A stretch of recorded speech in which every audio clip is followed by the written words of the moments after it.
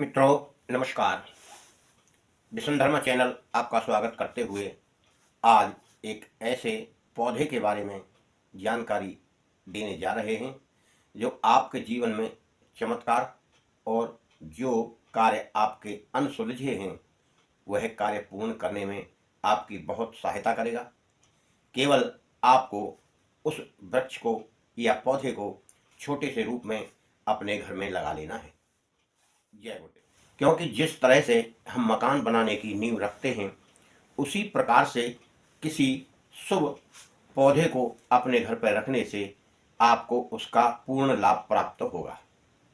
क्योंकि जो पौधा हमारे जीवन को उन्नति के शिखर पर ले जाएगा और उसके अंदर वह सारी शक्तियाँ भी हैं जो हमें अपने जीवन के लिए चाहिए, तो उन्हें हम उसी निर्धारित मुहूर्त में लगाना चाहिए। बड़े बड़े लोगों के यहाँ बड़े बड़े बंगले रहते हैं, उनमें वह पौधा लगा रहता है और उनकी सेवा होती है और बड़ा ही सुंदर दृश्य वहाँ बना रहता है। उनके उस को पौधे को देखकर मन स्वतः ही खुशी से झूम उठता है। आप भी अपने पौधे को इस घर में लगाएं और अपने जीवन को खुशहाल बनाएं, उन्नति के रास्ते खोलें, धन धान्य सुख शांति समृद्धि प्राप्त करें। केवल पौधा आप लगाकर अपने मन को शांत करें और पूजा पाठ आप करते ही होंगे, फिर इस छोटे से पौधे को लगाने में आपको कोई दिक्कत नहीं होगी। क्योंकि घर में पेड़ पौधे वायुमंडल को भी शुद्ध करते हैं और उन्हें देखने पर या उनके फूलों को देखने पर भी हमारा मन बहुत ही शांत और प्रसन्न होता है। इसलिए आपको यह पौधा अवश्य लगा लेना चाहिए। इसे कहते हैं हम अपराजिता, जो नाम से ही विख्यात है। अ यानी नहीं, पराजिता यानी कभी पराजित नहीं होने वाला। अधिकांश इस वृक्ष की जड़, पत्ते, फूल और उसकी शोभा यह सभी कार्य करती हैं, आपके घर की नेगेटिव एनर्जी को निकालती हैं और आपको सुख धन धान्य उन्नति नौकरी पैसा सब कुछ प्रदान करने की शक्ति प्रदान करती है। क्योंकि जब आप इसे किसी शुभ मुहूर्त और किसी अमृत योग या सिद्धि योग में आप लगाएंगे तब यह ज़्यादा प्रभावशाली होगा और लगाने की दिशा भी आपको उचित होना चाहिए। ऐसा नहीं कि आपने लिया और चाहे जहां उसको लगा दिया। अधिकांश आपको यह पौधा पूर्व में या उत्तर दिशा में लगाना चाहिए। अगर इन दोनों की कमी हो तो दोनों के बीच में, पूरब और उत्तर के बीच में एक ईशान कोण बनता है, उस पर इस वृक्ष को पौधे को लगा देना चाहिए।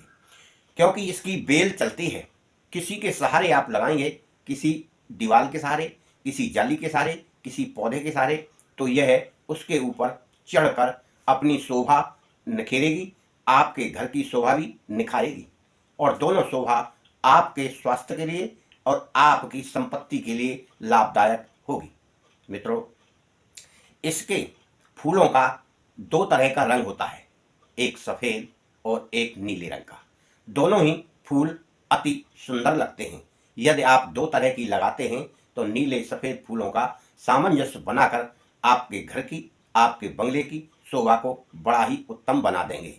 किसी शुभ नक्षत्र में आप इसकी जड़ को खोदकर अपने घर ले आएं और पहले से निमंत्रण देकर तब आपको यह अपने घर लाना है। बहुत सारी वीडियो में हम निमंत्रण करने का विधि तरीका बता चुके हैं। आप उसी प्रकार से इसे लाएं, अपने घर में पहले जल से धोएं, फिर आप दूध से धोएं, फिर गंगा जल से धोएं। इस प्रकार आप इसकी पूजा अर्चना करके अपने घर में, मंदिर में, अपनी तिजोरी में रख सकते हैं। इसको तिलक के रूप में भी आप लगा सकते हैं। इसे आप घिस लें और इसमें लाल या पीला चंदन मिला लें। चंदन ना हो तो आप इसमें उस तरह का रंग मिलाकर अपने माथे पर टीका लगाएं। मित्रों, यह आप किसी को वशीकृत करने के लिए कर रहे हैं तो आप उस व्यक्ति का विचार करके तब तिलक लगाएं। क्योंकि अपनी आस्था विश्वास और इच्छा के ऊपर सारी क्रियाएं कार्य करती हैं और आप उसको सोचकर ही अपने मन में यह क्रियाएं करें। अब आपको अगर कोई समस्या है या कोई नौकरी की परेशानी है या नौकरी चाहते हैं आप, तो आपको इसके फूल लेकर हनुमान जी पर शनिवार को चढ़ा दें। चढ़ाकर प्रार्थना करें, जो भी आपको परेशानी है, नौकरी की, धन की या कोई और, प्रार्थना करके आप उनमें से कुछ फूल अपने साथ लाकर अपने मंदिर में रख दें। इसी प्रकार से आपको दुर्गा जी को भी बुधवार के दिन 7 फूल चढ़ा दें, 11 चढ़ा दें और प्रार्थना करें। और प्रार्थना करते हुए आप उनको जो भी अपनी परेशानी है वह बता दें और उनमें से भी 2 फूल 4 फूल आप अपने साथ लाकर अपने घर पर मंदिर में रख लें, अपने पूजा स्थल में रख लें। इस प्रकार से आप करते रहेंगे तो आपकी मनोकामना पूर्ण होगी, जो भी आपने मन में सोच रखा है या जो आपके मन की इच्छा है। और यदि किसी के ऊपर शनि कोप है, शनिदेव प्रभावित करने के लिए आप इसके फूलों को ले जाकर आप किसी पीपल वृक्ष के नीचे शनिदेव को अर्पित करें, उनसे प्रार्थना करें कि प्रभु हमें मुक्त करें। आपको प्रसन्न करने के लिए हम अनेक प्रकार से उपाय करते हैं। जल चढ़ा कर आएँ, अगरबत्ती लगा कर आएँ, दीपक लगा कर आएँ और अपराजिता के पुष्प चढ़ा कर आएँ, तो वह प्रसन्न होकर आपके ऊपर कृपा करेंगे। इसी प्रकार कुछ और परेशानी आपको चल रही हो तो अपराजिता के 7 फूल ले लें हाथ में और ऊपर से नीचे तक, यानी अपने सर से लेकर पैर तक उतारा करें। 7 बार उतार कर और मन में वह परेशानी याद करते हुए कि इस परेशानी के लिए मैं यह उतारा कर रहा हूँ, और किसी बहते हुए नदी या किसी नहर में डाल दें। डालते हुए भावना करें या मन ही मन बोलें कि जिस तरह से ये फूल बहकर जा रहे हैं उसी तरह से मेरी परेशानी भी मेरे घर से, मेरे शरीर से बाहर निकलकर चली जाए और मेरा कल्याण हो जाए। मित्रों, इस तरह पेड़ पौधों से हम बहुत सारी क्रियाएं कर लेते हैं और हमारे जीवन में वह सहायक हो जाती हैं। ऐसा नहीं कि उनमें मनुष्य का सा जीवन नहीं है तो हमारी रक्षा नहीं करते या हमारी सहायता नहीं करते।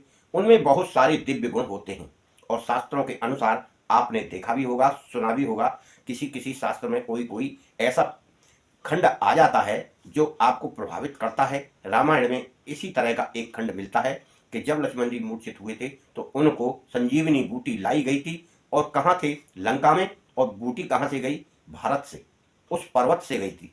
मित्रों, वह पर्वत हिमालय साइड है, उसकी एक चोटी है, उससे वह बूटी ले जाकर प्रभु श्री लक्ष्मण जी के प्राण बचाए और उनको ऐसा साहस दिलाया कि मैं सब कर सकता हूँ। हनुमान जी की यह कृपा सभी को आश्चर्य करने वाली लगी, क्योंकि संकल्प शक्ति से सब कुछ संभव है। मित्रों, आप भी संकल्प शक्ति रख के कुछ भी पेड़ पौधे, इष्ट देव, प्रतिमा, किसी के प्रति आप आस्था रखेंगे तो आपकी मन की मुराद अवश्य पूरी होगी। मेरा आपके लिए शुभ धन्यवाद और आशीर्वाद भी है। आप अपने जीवन में ऊपर उठें, उन्नति करें, कुछ ना कुछ करते रहें।